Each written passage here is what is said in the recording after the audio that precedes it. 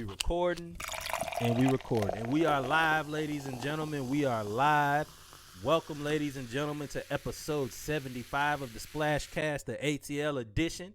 I am your co-host, winning co-host of the Falcons, Reggie.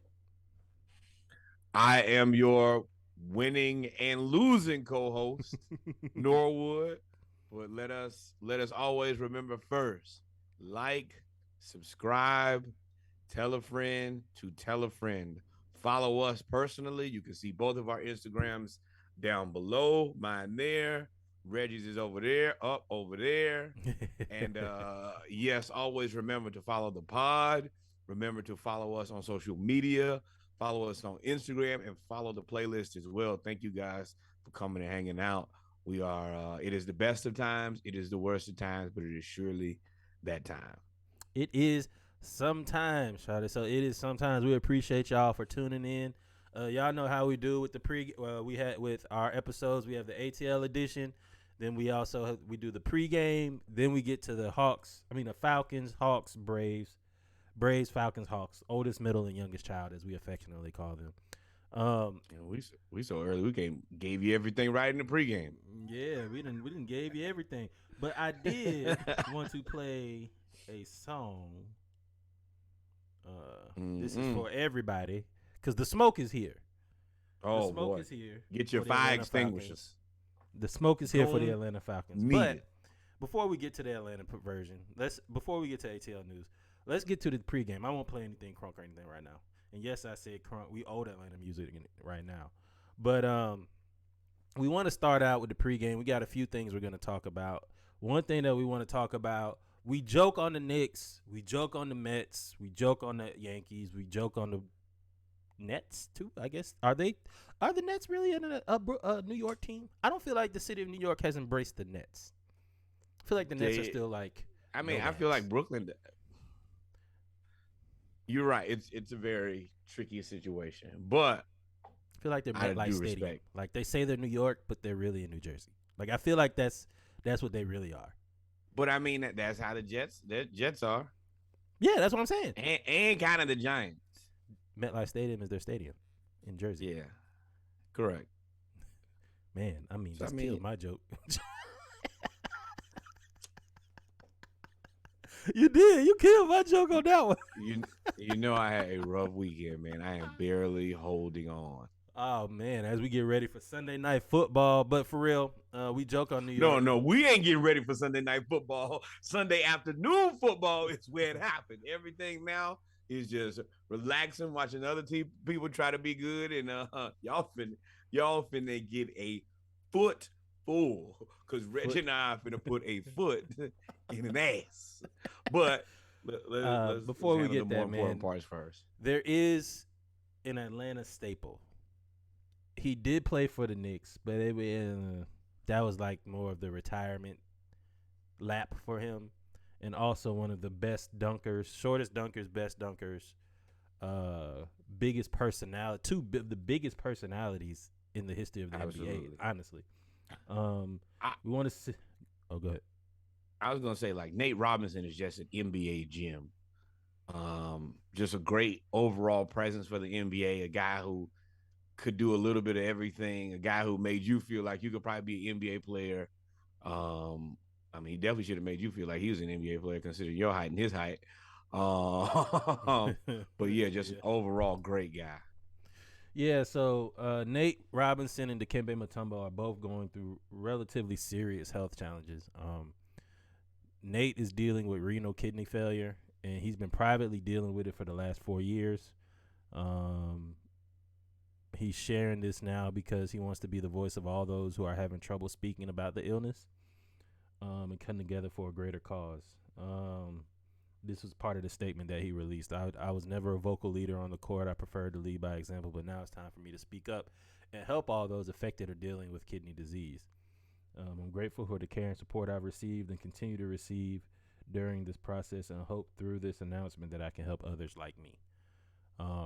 Renal kidney failure is extremely serious. I'm pretty sure he'll probably have to have like some type of colostomy bag if they have to take his kidneys out. It's a big deal. Yeah, That's scary. And this guy is an athlete, two-sport athlete, a If y'all don't physical remember him at specimen. Washington, they were picking him to Yes. be a top 2-round draft pick when he was at Washington at running back. He was doing things that was. You had like in that era, you had Reggie Bush, and then you had like a lot of power backs, and he was in the middle. He was a power back, but he was like 5'9". Extremely he fast. was extremely fast, and he was agile. You remember he had a run. I don't have it here, but where he was running to the end zone and he kind of was twisting, and they hit him, and he did like a Captain America spin in the air, and came back down and landed in the end zone. And everybody was like, "Whoa, what just happened? Like, what just happened?" So I do applaud him. Oh, go ahead. I was gonna say, and for me, just I say it all the time here on the podcast, but anytime you deal with a guy who's that short, they're the worst guys to tackle. There's no good place to hit them that won't hurt you as much as it'll hurt them. Yeah, and for him to be a world-class athlete. I know later in life people kind of didn't he do the celebrity boxing and he got he got knocked out. Like people take him as people were joking about him, especially the younger generation, because you just don't know how good of an athlete he actually was. Yeah. Or is. I'm sorry, I'm speaking in past tense. Yeah. I meant past tense as in he doesn't play anymore. But yeah, absolutely, we understand. And the fact that he's a world-class athlete, 2-sport star, 3-sport, 4-sport star in high school, and he's speaking out about it now, it can show that it can happen to anybody. And if it can happen to anybody, you need to go to the doctor. That is the most important thing. Take care of yourself. Go to the doctor and realize we are all fallible. As this guy is, like I told you, an athletic specimen. Yep. And then for Dikembe Mutumbo, his family released this. He probably NBA Global Ambassador.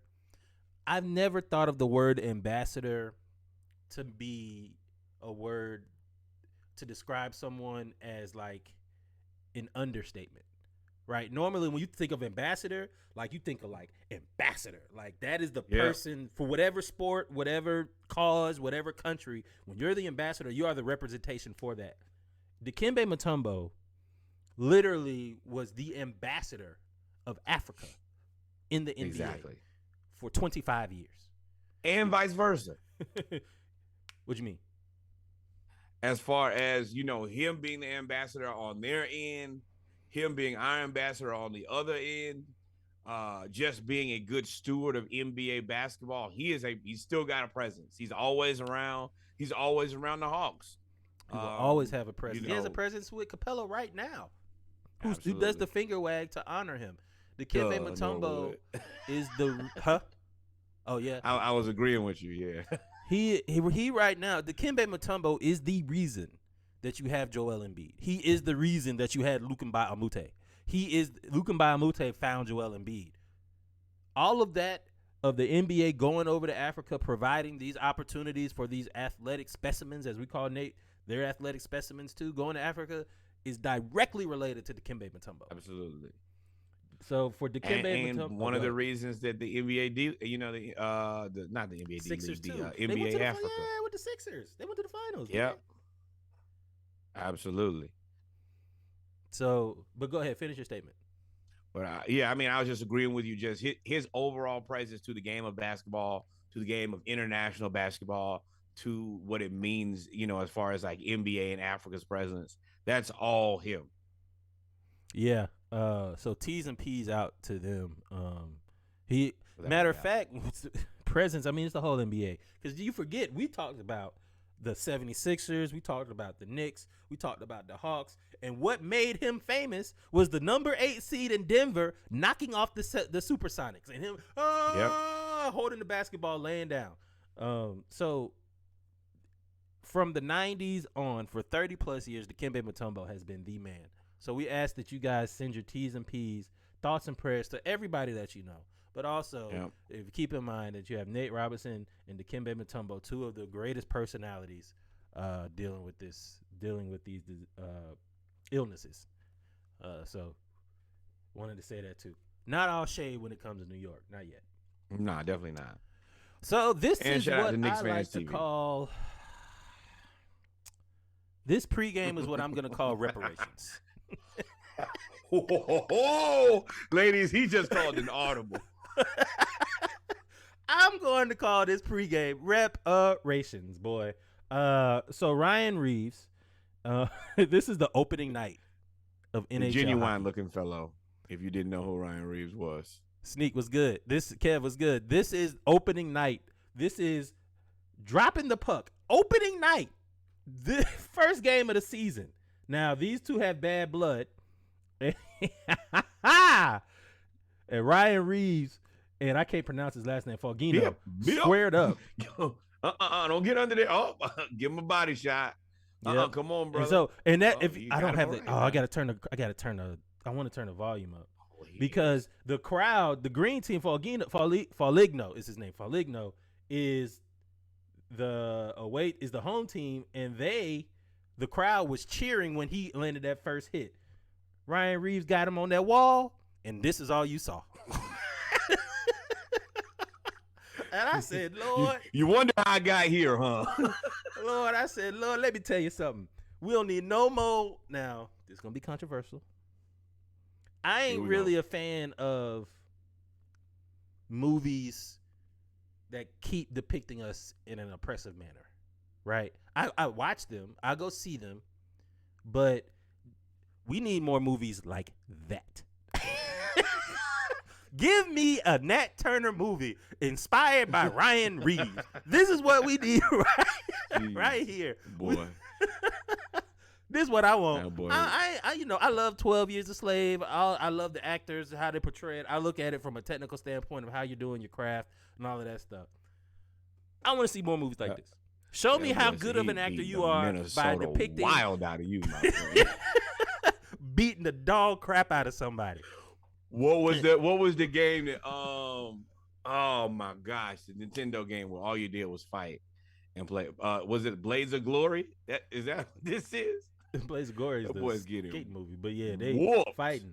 And you know what's funny in this, and we're gonna move on from here in a minute. But it's I can funny. tell you what's funny. It's these stiff right hands to the face. The right hands. But then they tried to like encourage, and that was it. When he hit him with that uppercut, he buckled. Boy ain't really throw no more punches. Punching him in the back of the head. Foligno threw no more punches. Foligno threw one punch. Learn how to lean. Look. Rest was like, all right. Look, and they trying to encourage him. That's the funny part. They tried to encourage him. Like, yeah. No, you got your blades of steel. That's it. Y'all don't stop beating them sticks on the wall while he beating me upside the head. Y'all come out here and help me. How about that, bro? Rule number one: if I'm fighting and getting whooped like that, somebody else needs. Somebody need to jump in. Listen. So I don't know if it's a cultural thing. I don't know if it's a regional thing. I don't know. But I'm gonna let you know right now. I was not raised to fight fair. This whole shoot the ones thing I learned when I went to Hampton. I was like, whoa, y'all actually fight like one-on-one? Right, though. No. But you hit him, I hit you. Like that's how that works. But this is the thing. It's the right. It's that one. Once he hit, I will give him. He hit him one time square, and after that, it just woke up a whole new human. After that, it went downhill so fast. Hit him with the Dude. But then, so I told y'all this is gonna be reparations, right? Then you had Deontay Wilder. Wilder, who is what babaloo what bamboo. What if to this day he one of the blackest people you'll ever meet from Alabama, and he last time we saw him he was getting beat up, so he found a Tyson Fury lookalike and beat up on him asleep to this day. Asleep with his eyes open. And Deontay Wilder is in shape. Like that's one thing he ain't never not been is in shape. This dude looks like he's a security guy that's like a bar fighter. Now Deontay in this fight didn't really show anything. Yeah, he's something. I don't want to speak wrong. I think it's the flag. Asleep, it's supposed to be the whooped, flag. Destroyed, hurt. Any of those things. What he right. Ooh, hit him right on square on the nose. And the thing is, that wasn't even his hardest punch. Like he didn't. Deontay Wilder is a load up puncher. He bow. That's how you can figure him out. He stutter steps twice, then he throws the straight right every time. And Tyson Fury figured it out. He hit him with the little parry bow straight to the short right to the face. Yeah, he didn't. It wasn't. Yeah, you're right. It wasn't a build up. It was a quick punch. You almost could have missed it. And then he woke up like, yo, who jumped me? Yeah, here you go. Parry bow. Bam. me, Lord. Yes, Help me, sir, Lord. ladies and gentlemen. So between this and this, we saw some that. and that. This is the way that Black Hollywood need to go when we go back to looking at history. We done seen all the bad history we could look at. Show me Nat Turner. Yeah, Show me give me a Nat. little positivity. Can we? You know what? Now that you brought it up, can we start getting any of the W's? Like, why we got to take a loss in every movie? Right. Give me Haiti. Show me the story of the Haitian general that fought off the French and killed everybody, and show me that. Like, listen, show me this. This is what I want to see. There is not a large enough subsection of African American W's in history. I 100% agree with you. That is a genre that we need to delve into much more deeply. Yes, sir. But with that being said, ladies and oh no, that's it. I just realized you called him the Genuine Haymaker because he looked like Genuine. Same old G. It does look like Genuine though. That dude does. If y'all go Google, if you're listening to this for guys live, you see he looks like Genuine. If you're listening to this as the ATL edition pregame on Tuesday, go look up Ryan Reeves. What is this? The Rangers, New York Rangers, exactly. NHL. He looked like angry Genuine. But with that being said, the boy said his fist was that pony. Yo, you cannot. Oh, you gotta think about that. Once you get home, you gotta really reassess the fact. Yeah, that gentleman who looked like Genuine put the Beats by Dre to my face. I'm going to be very stereotypical right here, or make a very big stereotype, and I'm gonna assume that this guy doesn't know who Genuine is. That's getting punched in the face. Oh well, you better figure out very soon. It's not a lot more differences in his life. That was a good one. But with that being said, ladies and gentlemen, we are gonna take a quick 30-second break. Then we're gonna go to the Brave segment. It's hey, bro, so hard to say goodbye. World Series champions. You never take that away from us. Yesterday, because they lost yesterday. But the Dodgers lost too, so I'm happy. Yeah, we'll be right back. That does matter. We'll be right back. I'm not gonna play nothing crunk. We're gonna be nice and chill because the Braves lost. Y'all stay tuned. We'll be right back. Yeah, just stick around for the Falcons.